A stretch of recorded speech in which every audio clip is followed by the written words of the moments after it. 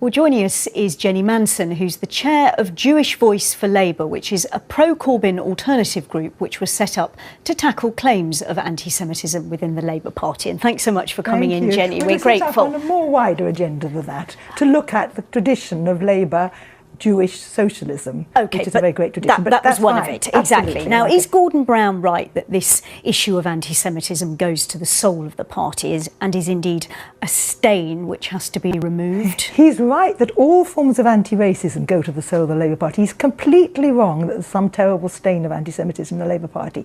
And I heard various people saying they've had enough. I've had enough. My many Jewish friends in the Labour Party and Jewish friends outside the Labour Party who are not represented by this community would like some facts looked at finally about how much anti-Semitism there really is in the party, what Mr Corbyn has actually done. There's been plenty of action, instead of these allegations hyped up now today by Mr Gordon Brown. Are you saying there isn't a problem of anti-Semitism in the Labour Party? I'm never saying. There's been a problem of anti-Semitism in the Labour Party always. It's apparently there's some suggestion on surveys that it's less now than it was in the past. I haven't met it myself, but I live in North London, very sort of sophisticated constituency when it comes to understanding Jews. I've never met it. I've never heard it in a Labour Party meeting, though I've been challenged many times, and I've been in the Labour Party for many years.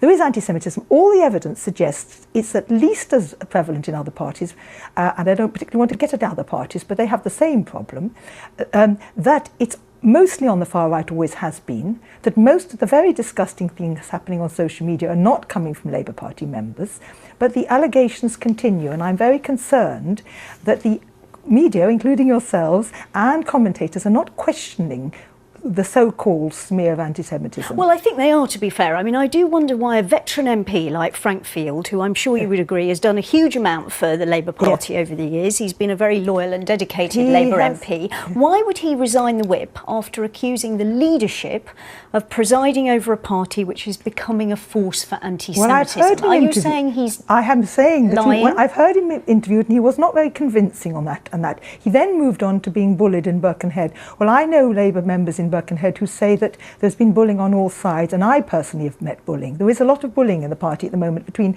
very strong views.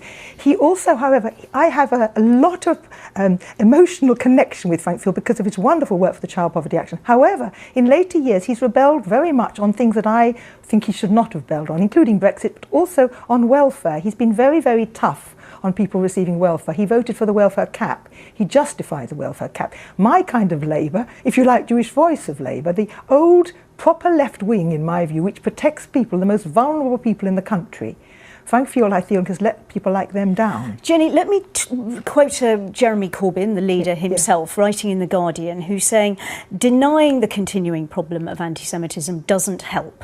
Labour staff have seen examples of Holocaust denial, crude stereotypes of Jewish bankers, conspiracy theories blaming 9/11 on Israel. Even one complaint is one too many. If the Labour leadership is saying this, you must agree with that. I think I did say there is anti-Semitism in the Labour Party. I have seen on social media some examples. So far, I haven't, in only one case, so I know that particular person was a Labour Party member and that person was expelled from the Labour Party. So just briefly, how do we resolve the issue? How does Labour make this issue go away? Well, can I mention IHRA? IHRA has been raised into the status of the Bible. So this is the international... This Holocaust Remembrance.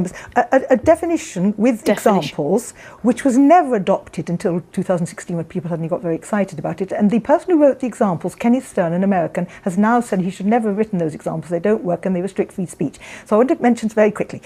If some compromise is reached, as long as Palestinian rights are protected and Muslim rights are protected and other people's rights in this country, there's something the JLM said, the whole country is with us. In my experience, the whole country is aghast at one particular issue group. Jenny, I'm so sorry, we've not got a lot of time and we're getting into a lot of detail and acronym here. What you're basically saying is that when the Labour's National Executive meets this week, I would like it should sign up to the international recognised agreement. I'm not saying that at all. I'm saying that if they feel that they have to adopt it because that's become the sort of acid test of whether they're being serious, they've absolutely got to have qualifications to make sure that freedom of speech on Israel is protected, and it's not by HRI. Unfortunately, we've got to leave it there. There's always a lot to talk about, but we're very grateful for your time. Jenny Manson, thank you.